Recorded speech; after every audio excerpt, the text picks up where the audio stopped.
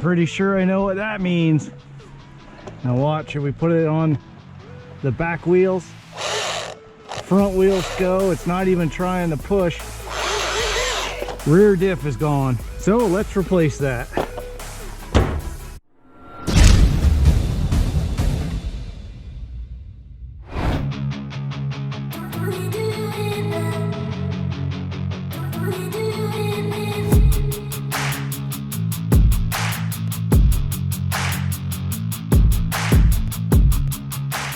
So I have the rear diff out and I'm gonna clean it up a little bit.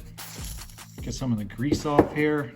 So after cleaning it up, all the teeth on these gears here look pretty good. The ones on this diff cup, they look good. So here is our problem. Look at that. Those teeth are just worn down to practically nothing. So that is why the diff is slipping.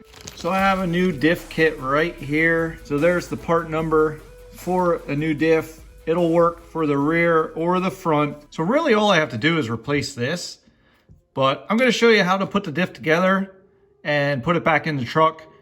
And I'll just use this as spares for if any of these parts fail. So let's get this diff together and put it back in the truck.